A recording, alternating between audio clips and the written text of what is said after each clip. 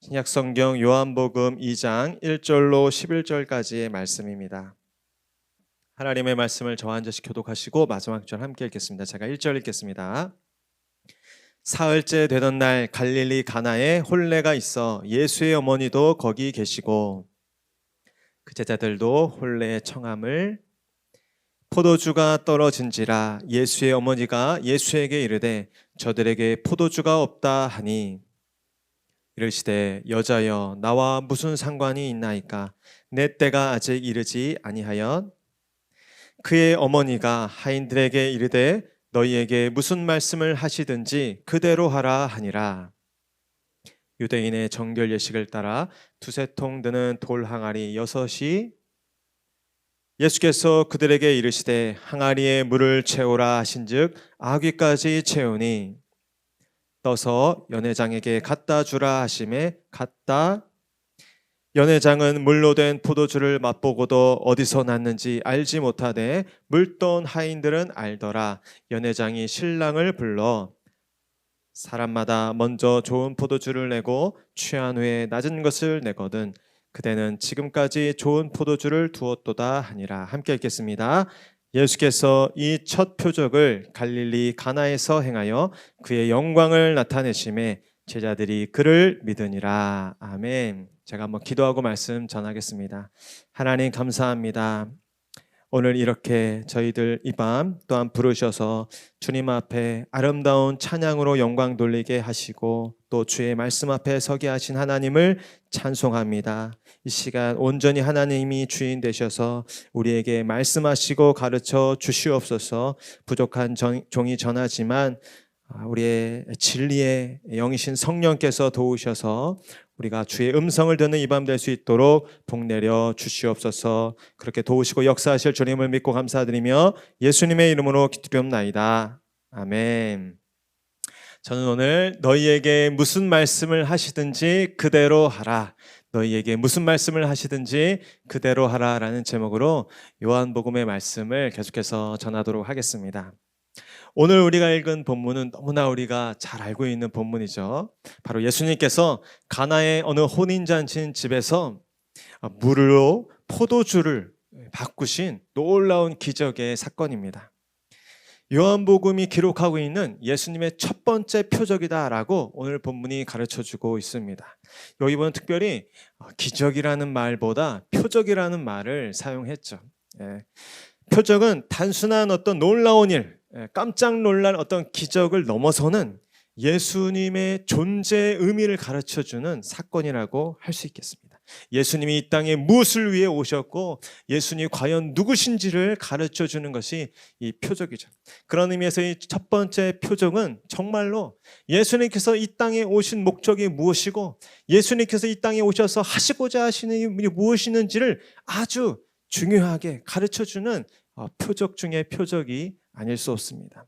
바로 죄로 물든, 그래서 타락한 이 망가진 세상 가운데 예수님이 오셔서 그 하나님의 통치와 질서로 회복된 아름다운 하나님의 나라를 변화시키기 위해서, 그 회복을 위해서 오신 분이라는 것입니다.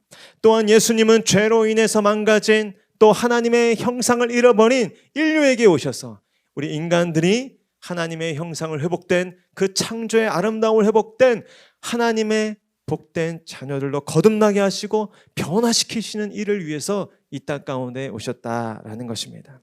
오늘 본문에는 그 거룩한 변화가 정말 이 세상을 새롭게 하고 우리 인간을 정말 놀랍게 거듭나게 하시는 그 변화가 어떻게 예수님의 역사하시는 그 현장 가운데 나타나는지를 우리에게 가르쳐주고 있습니다. 오늘 말씀을 나누고 또 기도하는 이 밤에 저와 여러분들의 삶 가운데도 이렇게 물이 변하여 포도주 되는 놀라운 예수님의 변화의 사건이 나타날 수 있기를 축복합니다. 먼저 오늘 본문을 살펴보니까 가나의 한 혼례 중에 포도주가 떨어지자 마리아가 예수님께 이 사실을 알리는 장면이 나타납니다. 우리 1절로 3절까지 한번 같이 읽겠습니다. 시작. 사흘째 되던 날 갈릴리 가나에 혼례가 있어 예수의 어머니도 거기 계시고 예수와 그 제자들도 혼례의 청함을 받았더니 포도주가 떨어진지라 예수의 어머니가 예수께 이르되 저들에게 포도주가 없다 하니. 먼저 이 본문을 통해서 우리가 알 수 있게 되는 것은 예수님은 곤경에 빠진 인생들과 함께 하신다라는 것입니다. 여러분 믿으십니까? 그리고 예수님의 이 놀라운 기적 사건, 이 변화의 사건은 인생들의 그 극심한 공경의 한복판으로부터 시작되었다라는 것입니다. 오늘 갈릴리 가나에 그 2000년 전에 한 마을에 아주 즐거운 또 결혼 잔치가 열리게 되었던 것이죠. 온 동네 사람들이 초대를 받아서 신랑과 신부를 축복하는 또 축하하는 아주 아름다운 자리였습니다. 보통 유대의 그 전통 속에서 이 결혼은 1년 전부터 준비가 되었고, 특별히 결혼식은 한 일주일 동안 계속해서 이렇게 치러졌다고 합니다. 그리고 결혼식에는 온 동네 모든 마을 사람들이 초청을 받아서 그 기쁨을 함께 나누게 되었습니다. 다른 본문에서도 보면 알 수 있지만 결혼식에 초대를 받았는데 그 결혼식에 참석을 거부하는 것은 그 혼주에 대한 모독으로 여겨졌습니다. 그만큼 이 혼례 예식은 굉장히 거룩하고 신성한 예식이었던 것이죠. 또 이 잔치에 빠질 수 없는 것이 뭐겠습니까? 바로 음식과 음료겠죠. 그래서 정말 세심한 준비를 하였고, 또 그 음식과 또 음료를 통해서 아주 즐거운 그 잔치가 계속 이어지게 했던 것입니다. 저도 이번 본문을 준비하면서 제 결혼을 생각해 보니까 많은 준비들을 했었는데 이 음식 장만하는 준비를 굉장히 고심했던 것 같아요. 그래서 우리 손님들이 전국에서 오시잖아요. 저희 장인어른 저 대구에 계시고 아주 땅끝에 계신 우리 친지들이 오시는데 음식을 잘 대접해야겠는데, 혹시나 이 음식을 대접했는데 마음에 안 드시고 또 조금 생각하는 것보다 이게 좋지 않게 음식이 차려지면 곤란하잖아요. 그리고 또 한 가지 고민됐던 게 뭐냐면 몇 인분을 준비할지가 그렇게 고민되더라고요. 제가 생각할 때는 몇 분 안 올 것 같은데, 그래서 많이 준비하면 낭비될 것 같은데, 그런데 또 그렇게 조금 준비했다가 많이 오시는 바람에 음식을 못 드시고 그 먼 곳에서 오셨다가 돌아가시는 분 계시면 얼마나 또 그 죄송한 거예요. 그래서 고심하다가 어느 업체를 만났는데 그 업체에서 플러스 마이너스 50인분을 해주겠다고 하시더라고요. 그래가지고 그 업체에 이렇게 얘기를 해가지고 무사히 결혼을 치렀던 기억이 있습니다. 그런데 오늘 이 가나에 있었던 혼인잔치 예식에는 정말 어려운, 또 정말 원치 않았던 그 일이 벌어지고 말았습니다. 이 혼인잔치 예식에 특별히 포도주가 떨어지게 되었던 것입니다. 이 잔치가 한참 무르익고 흥이 돋을 대로 돋던 그 잔치가 이 사건으로 인해서 그 모든 흥이 깨지고 중단되고, 또 혼례를 준비한 그 혼주와 그 신랑 신부가 어떤 원망을 들을 수도 있는 그런 상황이 벌어진 것이죠. 귀한 손님들을 환대하는 데 있어서 소홀히 했다는 그런 평가와 소리를 들을 수도 있었고, 그 당시 어쩌면 미신 같긴 하지만 이런 일들이 결혼식에 벌어졌을 때 앞으로 이 가정과 이 두 부부가 과연 평탄하게 지낼 수 있을 것인가라는 어떤 의심을 하는 그런 일들도 있었다고 합니다. 아마도 이 신랑과 신부의 형편이 넉넉하지 못했기 때문이 아니었을까라는 생각을 하게 됩니다. 아무튼 이 축복된 자리의 기쁨과 그 흥이 깨지고 서로가 민망하고 뭔가 죄송하고 또 불쾌해질 수 있는 그런 위기 가운데 놓인 것입니다. 그러나 정말 문제는 무엇입니까? 이들의 상황 가운데 포도주가 떨어졌다는 것은 깨달았지만 그들에게 이 문제를 해결할 방법이 없었다라는 것입니다. 그러던 중에 그 일이 먼저 예수님의 어머니였던 마리아에게 들려졌습니다. 아마 마리아가 어떤 역할인지는 모르지만 그 잔치에 아주 중요한 역할을 담당하고 있는, 책임이 있는 역할을 하고 있었던 것 같습니다. 그 예수님의 어머니였던 마리아가 곁에 있었던 예수님에게 이 사실을 알리고 있는 것이죠. 여기서 우리가 먼저 살펴볼 것은 이 포도주가 떨어졌다는 것은 단순한 해프닝을 넘어서는 아주 중요한 상징을 담고 있는 사건이라는 것입니다. 성경 곳곳에 보면 이 혼례 예식이라는 것은 선민 이스라엘과 또 이 하나님과의 관계를 상징하는 아주 중요한 표현이었습니다. 특별히 이 이스라엘 백성들이 범죄하고 하나님을 떠났을 때 그래서 간음했다라는 표현을 쓰지 않습니까? 모든 사람들의 축복 속에서 거룩한 언약을 맺고 기쁨과 새로운 생명에 대한 기대와 소망으로 가득해야 할 이 혼인잔치 가운데 무언가 지금 심각한 결함이 생겼고 또 결핍이 생겨서 그 기쁨이 사라지고 그 자리에 근심과 불안과 또 염려가 엄습할 위기에 처한 것입니다. 이렇게 포도주가 떨어진 혼인잔치는 오늘날 우리가 바라보는 가운데 상징적인 의미로 그 선민 이스라엘 백성들, 그러나 그 거룩함을 잃어버린 채 우상 숭배와 형식주의에, 그 율법의 형식주의에 빠져있던 이스라엘의 영적인 위기 상황을 보여주는 사건이었고, 또한 나아가서 죄로 인해서 신랑 대신 하나님과의 관계가 깨어져 버린 우리 죄인들의 공경의 상태를 보여주는 장면입니다. 오늘 우리는 우리에게도 이 포도주가 떨어진 것은 아닌가 돌아봐야 하는 것이죠. 포도주가 떨어졌다라는 이 공경 앞에 우리는 직면해야 하는 것입니다. 오늘 우리가 살아가는 이 시대에 정말 이 극심한 감염병의 상황 속에서 정말 이 건강상의 이 육신적인 공경, 또 이 경제가 정말 힘들어지면서 이 물질적인 어떤 공경의 상태, 정말로 심각한 일이 아닐 수 없습니다. 이 문제를 가지고도 우리는 주님 앞에 나아가야 할 것입니다. 그러나 정말 이 시대에 깨어서 영적인 그 하나님의 나라를 사모하고 또 하나님의 때를 기다리는 우리들은 또한 이 시대를 뒤덮고 있는 영적인 결핍과 또 심각한 이 공경에 대해서 또한 깨닫고 하나님 앞에 나아가야 할 것입니다. 생각해 보십시오. 하나님께 대한 존중과 경외감이 그 어느 때보다도 사라진 시대입니다. 하나님으로 인한 기쁨과 감사와 감격이 사라진 시대. 하나님을 향한 뜨거운 열정과 그 감격이 교회 안에서도 점점점 식어가고 있는 시대입니다. 하나님께 대한 기대와 소망이 사라진 채 세상에 대한 염려와 두려움과 불안과 세상에 대한 향락과 또 그 가짜 기쁨을 따르려는 욕망이 가득한 시대입니다. 교회와 교인들에 대해서 또 이 교회와 교회 목회자들에 대한 그 신뢰가 어느 때보다도 떨어져 부정적인 평가와 시선이 높은 때입니다. 내적으로나 외적으로나 심각한 영적인 결핍과 어떤 무기력의 상황 가운데 놓여 있는 것이죠. 포도주가 떨어진 그 혼인잔치의 장면과 다르지 않습니다. 저마다 세상적 즐거움을 통해서 인생의 궁극적인 목마름과 갈급함을 해결해 보려고 안간힘을 쓰지만 궁극적인 인생의 목마름과 허기짐은 결코 채워지지가 않는 것입니다.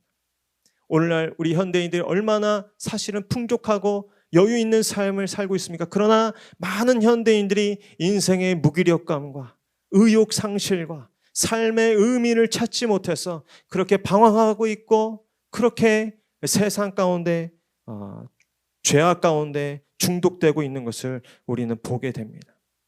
우리는 우리의 인생의 이러한 결핍과 또 우리가 살아가는 이 시대의 이 영적인 또 육적인 이런 공경을 깨닫고 예수님 앞에 나아가는 사람들이 될 줄로 믿습니다.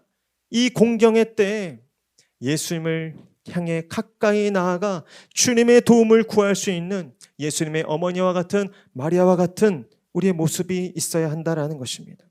예수님 앞에 나아가서 우리의 무기력과 무능함과 또 우리의 공경을 고백하며 예수님께서 우리의 포도주가 떨어진 이 절망스러운 상황을 돌봐 주시기를 돌아봐 주시기를 간구해야 할 것입니다. 우리 요한복음 16장 24절에 이 말씀을 기억했으면 좋겠습니다. 함께 읽겠습니다. 시작. 지금까지는 너희가 내 이름으로 아무것도 구하지 아니하였으나 구하라 그리하면 받으리니 너희 기쁨이 충만하리라. 아멘. 우리에게 충만한 기쁨을 주시는 분은 오직 예수님인 뿐을 깨달으시기를 축복합니다. 우리의 인생에 이 포도주가 떨어진 우리의 인생에 정말 어떤 열정과 그 소망과 기대가 상실된 그 상황 속에서 우리가 예수님을 바라볼 수 있었으면 좋겠습니다. 인생의 공경을 만났을 때 우리의 궁극적인 빈곤과 결핍을 깨닫고 예수님 앞에 나아가면 우리는 예수님의 도움을 받는 하나님의 백성들이 될 줄로 믿습니다. 우리 두 번째로 또한 본문은 그러나 예수님의 냉담한 반응을 보게 된 마리아. 그러나 마리아는 예수님께 끝까지 순종할 것을 당부하였다라는 것이죠. 우리 4절 5절 말씀 함께 읽도록 하겠습니다. 시작. 예수께서 이르시되 여자여 나와 무슨 상관이 있나이까 내 때가 아직 이르지 아니하였나이다. 그의 어머니가 하인들에게 이르되 너희에게 무슨 말씀을 하시든지 그대로 하라 하니라. 아멘. 오늘 이 본문을 통해서 우리는 한 가지 의아한 모습을 만나게 됩니다. 정말 이 공경의 때에 이 위기를 만나서 예수님께 도움을 지금 청하고 있는데 그 마리아의 요청 앞에 예수님께서 의외로 굉장히 냉담하게 반응하셨다라는 것입니다. 오늘 어떻게 말씀하셨습니까? 여자여 나와 무슨 상관이 있나이까. 굉장히 낯선 예수님의 반응입니다. 무미건조하고 냉담하기 이를 데 없죠. 그러나 예수님께서 이런 반응을 보일 때 정말 예수님의 그 성품과 또 예수님을 신뢰하는 사람들은 어떻게 깨달아야 하면 이러한 반응은 예수님의 어떤 의도를 가지고 하신 반응이다라는 것을 깨달아야 하고 무엇보다도 이러한 예수님은 우리에게 어떤 생각을 불러일으키시기 위한 예수님의 반응이다라는 것을 깨달아야 합니다. 예수님은 오늘 당신의 이 대답 속에서 마리아에게 깨닫게 하는 것입니다. 그리고 이 혼인잔치 가운데 과연 예수님이 어떠한 존재인지를 환기시키고 있는 것이죠. 예수님은 이렇게 질문하는 것입니까? 질문하시는 것입니다. 내가 당신에게 어떠한 존재입니까? 내가 이 혼례 예식 가운데 어떠한 존재입니까? 쉽게 얘기하면 예수님은 지금 이 자리 가운데 손님이십니까? 아니면 주인이십니까? 라는 것입니다. 그래서 저를 한번 따라해 보실까요? 예수님은 주인인 곳에서 역사하신다. 예수님은 손님인 곳에서 역사하시는 것이 아니라 주인인 곳에서 역사하시는 주님이심을 믿으시길 바랍니다. 오늘 예수님께서 여자여 나와 무슨 상관이 있나이까? 라는 말은 먼저는 1차적으로 마리아에게 도전하고 있는 것입니다.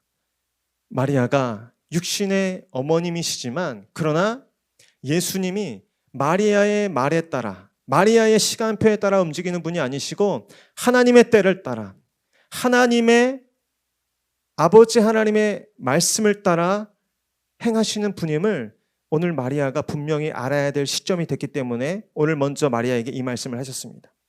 또한 나아가서 예수님께서 이 말씀을 굳이 하신 것은 무엇입니까?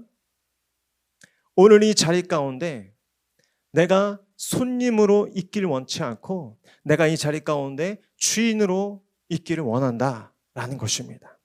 그래서 오늘 본문은 일부러 의도적으로 이 혼인잔치의 주인공인 신부와 신랑의 이야기를 제외하고 있고 이 혼인 예식 가운데 중심에 예수님의 이 기적을 돋보이게 하고 있는 것이죠. 이 본문을 읽으면서 우리는 깨달아야 합니다. 오늘 우리의 삶 가운데 또 우리의 가정 가운데 과연 예수님은 어떤 분이신가? 그저 우리가 초대한 손님의 일부에 지나지 않는 분으로 계신 것인가? 아니면 정말 이 인생, 내 인생과 우리의 가정에 절대적인 주권을 가지고 결정을 하시는 참된 주인이신가? 우리는 우리의 삶과 가정을 돌아봐야 하는 것입니다. 마가복음에 보면 아주 중요한 본문이 나타납니다. 우리 6장 3절로 6절까지 말씀, 좀 긴 본문이지만 저와 한번 같이 읽어보겠습니다. 시작. 이 사람이 마리아의 아들 목수가 아니냐? 야고보와 요셉과 유다와 시몬의 형제가 아니냐?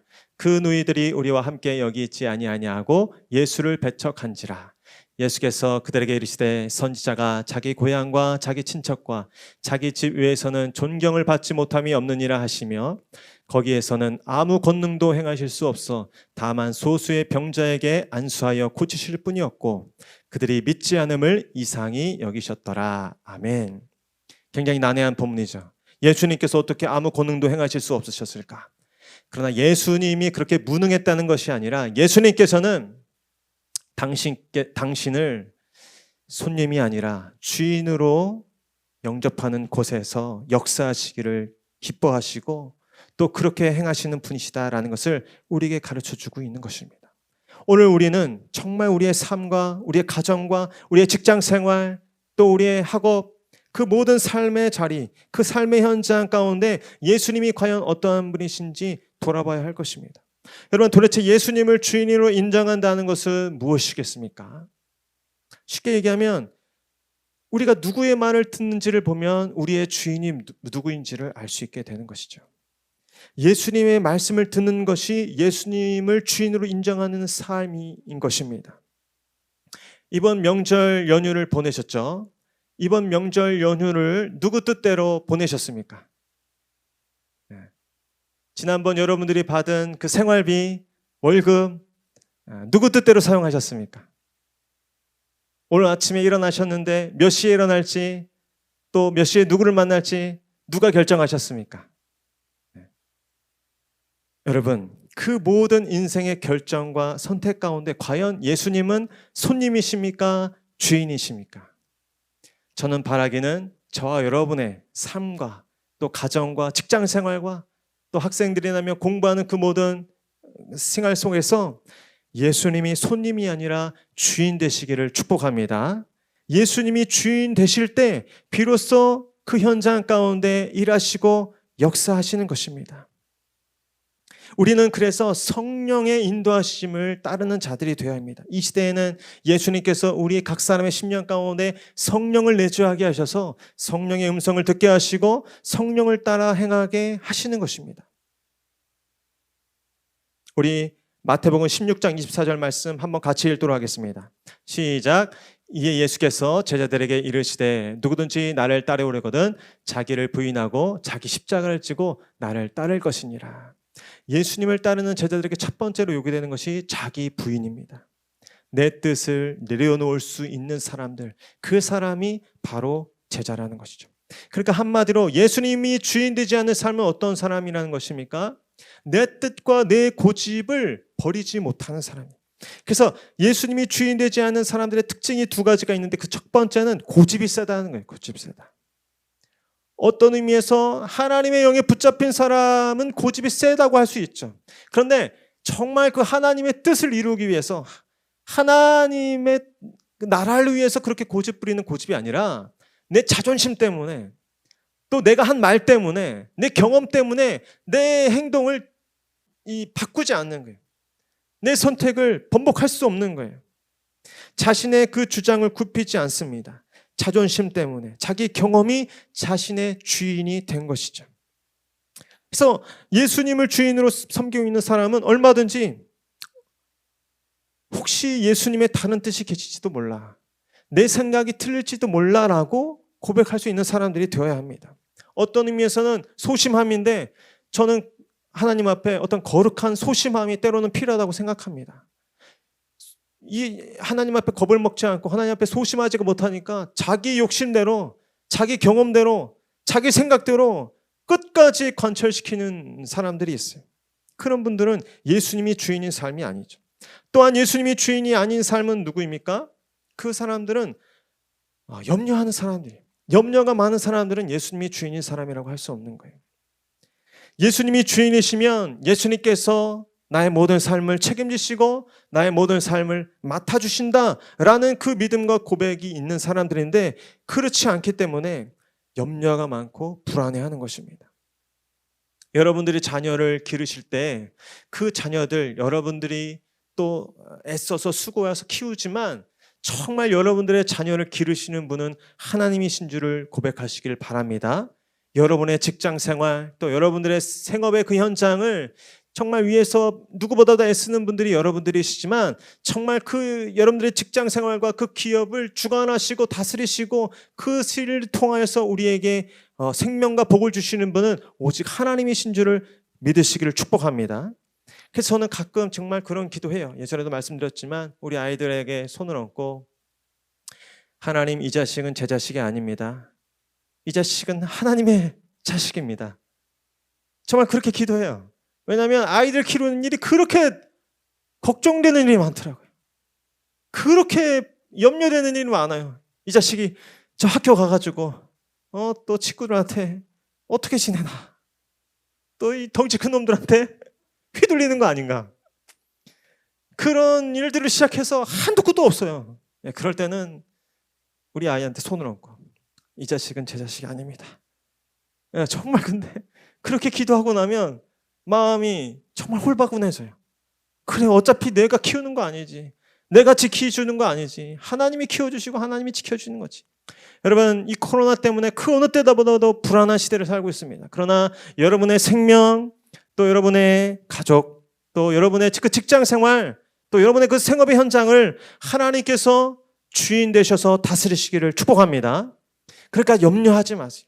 염려한다면 내가 예수님이 주인이심을 내가 잊고 있구나 생각하시면 돼요. 그래서 빨리 예수님의 주인 되심을, 그럴 때 어떻게 해야 되냐? 말로 선포하십니다. 기도도 기도해야 되지만 제가 보니까 행동도 행동인데 일단 말로 선포하셔야 돼요. 말로, 입술로 자꾸 예수님이 우리 가정의 주인이십니다, 예수님이 내 삶의 왕이십니다, 계속 일단 말로 선포하는 거예요. 우리 자녀들, 내 직장 생활, 내 삶의 그 모든 돈벌이 다 주님이 주인이시고 주님이 왕이십니다, 주님이 주권자십니다. 그렇게 선포하시면서 이 불안의 때를, 이 위기의 때를 주님과 함께, 주님 붙잡고 견디실 수 있는 저와 여러분 될 수 있기를 축복합니다. 그러면 그 자리 가운데 오히려 예수님이 주인 되시고 왕 되신 그 고난과 공경의 상황 속에서 오히려 이때 하나님께서 더 크신 놀라운 능력을 베푸시고 물이 변화에 포도주 되는 놀라운 변화와 역전의 일들을 이루어 줄 줄로 믿습니다. 또한 이 혼례의 시 가운데 예수님께 쓰임받았던 사람들이 있습니다. 우리 하인들이 예수님의 말씀을 듣고 끝까지 순종했다는 것이죠. 우리 6절로 9절까지 한번 같이 읽도록 하겠습니다. 시작. 거기에 유대인의 정결 예식을 따라 두세 통 드는 돌 항아리 6이 놓였는지라. 예수께서 그들에게 이르시되 항아리에 물을 채우라 하신즉 아기까지 채우니 이제는 떠서 연회장에게 갖다 주라 하심에 갖다 주었더니 연회장은 물로 된 포도주를 맛보고도 어디서 났는지 알지 못하되 물떠온 하인들은 알더라. 아멘. 무엇입니까? 예수님은 순종하는 자들을 통해 역사하신다라는 것입니다. 저를 따시오. 예수님은 순종하는 자를 통해 기뻐하신다, 일하신다. 아멘. 이것이 또한 성경이 가르쳐주는 아주 놀라운 비밀입니다. 여러분, 예수님은 사실 모든 곳의 주인이시고 또 모든 곳에서 홀로 또 일하실 수 있는 분이십니다. 그러나 예수님은 자신에게 순종하는 사람들을 통해서 당신의 일들을 이루시기를 기뻐하시고 그렇게 선택하신다는 것입니다. 예수님은 하인들이 항아리에 물을 채우는 그 수고와 노력과 그 시간이 필요한 분이 아니십니다. 만약에 예수님이 원하셨다면 짠 하고 그 빈 항아리에 물을 채우시는 것까지 예수님이 하실 수도 있잖아요. 그런데 예수님이 그 끝까지는 하지 않으시고 어떤 이유에서인지는 알 수는 없지만 하인들을 불러다가 하인들에게 그 일을 시키십니다. 하인들에게는 지극한 영광이었죠. 그 예수님의 놀라운 이 첫 번째 표적 가운데 동참하고 또 그 일이 누구로부터 시작됐는지를 깨닫는 축복이 그들에게 있었습니다. 사실 그 상황에서 그 맹물을 이 6개나 되는 돌 항아리, 작지 않은 그 돌 항아리에 가득 채우는 일을 지금 이 당면한 문제 앞에 시간 낭비인 것 같아요. 헛수고일 것 같은 일이에요. 그런데 정말 칭찬할 만한 것은 이 종들이 예수님을 멀뚱멀뚱 쳐다봤다거나 아니면 째려봤다거나 아니면 엉뚱한 질문을 했다거나 아니면 이상한 그런 반발을 했다는 말이 없습니다. 여러분, 때로는 우리가 회의하고 의심하고 질문하는 신앙이 필요하죠. 네, 그것도 굉장히 중요한 가치입니다. 그러나 믿음은 궁극적으로 어느 순간은 정말 그냥 믿어야 하는 것이 믿음입니다. 그냥 곧이곧대로 듣고 순종하는 것이 믿음인 것이죠. 여기 보니까 아귀까지 채우니라 라는 말을 우리가 주목해야 합니다. 하인들이 정말 의심이 있다면, 정말 불평하면서 투정거리면서 그 물을 채웠다면 대충 채우고 말았을 것이에요. 그런데 이 하인들은 철저하게 그 주인이신 예수님께 순종하였고 최선을 다해서 순종했다는 것입니다. 아귀까지, 그 끝까지 물을 가득 채웠습니다. 하인이 할 수 있는 최선을 다했던 것이죠. 요령 피우지 않고 대충 하지 않고 힘을 다해 순종했다는 것입니다. 다시 말씀드리지만 예수님은 우리의 수고와 노력 없이도 얼마든지 그것을 넘어서서 일하실 수 있는 분이십니다. 그러나 예수님은 자신을 주인으로 인정하면서 자신의 요구와 명령에 있는 힘을 다해서 순종하고 최선을 다해서 부족하지만 또 어설프지만 애쓰는 그 노력을 절대 비하하거나 무시하는 분이 아니십니다. 예수님은 그렇게 우리와 함께 동역하기를 원하십니다. 왜 그렇겠습니까? 단순히 기적을 일으키는 것이 문제가 아니라 그 일을 통해서 예수님과 함께 동역하면서 그 사람들이 예수님을 제대로 알게 하시려고, 예수님과 그 친밀한 관계를 누리게 하시려고 예수님은 그렇게 당신의 그 일들 가운데 당신의 사람들을 동역하게 하는 것입니다. 오늘 저와 여러분에게도 하나님께서 부탁하신 것들이 있을 거예요. 하나님께서 우리 가운데 말씀하신 그 삶의 자리들이 있을 것입니다. 그 삶의 자리들을 여러분이 할 수 있는 정말 최선의 성실함으로 가득 채우실 수 있는 저 여러분 될 수 있기를 축복합니다. 공부하시는 학생이라면 예수님께서 오늘 공부하라고 요구하시는 것이죠. 가정을 가지고 있는 부모님이라면 그 가정에 충실하기를 원하실 거예요. 목사인 저에게 또 이 교회에서의 어떤 사역을 위해서 충실하기를 원하실 것이고, 또 우리 신앙생활하는 우리들에게 이 신앙생활이라는 항아리에 우리가 할 수 있는 최선의 노력을 해야 할 것입니다. 우리의 힘과 노력으로 되는 것은 아니지만 하나님께서는 우리의 그 작은 노력과 어설픈 그런 애쓰는 것을 기뻐하시고 우리와 함께 일하시며 우리의 그 항아리들을 축복하셔서 우리가 작은 노력으로 채운 그 항아리들을 하나님께서 놀라운 권능으로 역사하셔서 이 시대를 깨우고 또 새롭게 하는 그 놀라운 변화의 자원들로 우리의 삶을 새롭게 하여 주실 줄로 믿습니다. 또한 우리 마지막으로 예수님이 만드신 그 나중 포도주가 처음 포도주보다 훨씬 좋아서 연회장이 그로 인해 큰 감탄을 하였다라는 것입니다. 우리 9절 하반절부터 11절까지 함께 읽도록 하겠습니다. 시작. 연회장이 신랑을 불러 말하되 사람마다 먼저 좋은 포도주를 내고 취한 후에 낮은 것을 내거늘 그대는 지금까지 좋은 포도주를 두었도다 하니라. 예수께서 이 첫 표적을 갈릴리 가나에서 행하여 그의 영광을 나타내심에 제자들이 그를 믿으니라. 아멘. 무엇입니까? 예수님에 의해 변화받은 삶은 세상을 놀라게 한다라는 것입니다. 여러분 믿으십니까? 예수님께서 만드신 새 포도주를 연회장에게 맛보게 하였더니 연회장이 이렇게 얘기하는 것입니다. 보통은 먼저 좋은 포도주를 내고 취한 후에 낮은 것을 내는데 왜 그렇습니까? 이 취하면 미각이 다 이제 마비되니까. 그런데 그대는 지금까지 이 극상품 포도주를 두었도다. 예수님께서 만드신 포도주는 극상품 포도주였던 것입니다. 그냥 대충 만드시는 것이 아니죠. 우리 모두 예수님의 능력으로 거듭난 극상품 인생들이 되시기를 축복합니다. 우리의 자녀들이 세상의 힘과 또 돈의 힘으로 길러진 인재들이 아니라 예수님의 말씀의 능력과 그 지혜로 길러진 극상품 인생들이 되기를 축복합니다. 세상도 인정할 수밖에 없는 거예요. 세상도 끝내는 감탄할 수밖에 없는 거예요. 나중에 알게 되는 것이죠. 아, 저 친구가 예수 믿는 친구였구나. 아, 저 304호가 예수 믿는 가정이었구나. 나중에 정말 이런 평가를 들을 수 있는 우리의 자녀들 될 수 있다면 얼마나 감사합니까? 예수님께 묻고 예수님의 말씀을 듣고 예수님의 명령에 순종하며 예수님을 주님으로 섬기는 사람들을 통해서 예수님은 당신의 영광을 드러내실 것입니다. 어쩌면 우리 예수님이야말로 이 인류가 기다린 또 인류 이래로 정말 우리를 구원하시기 위해 오신 최고의 극상품 포도주이지 않습니까? 모세도 다윗도 할 수 없는 그 일을, 그 어떤 선지자와 예언자도 할 수 없는 그 일을 예수님이 하시는 것입니다.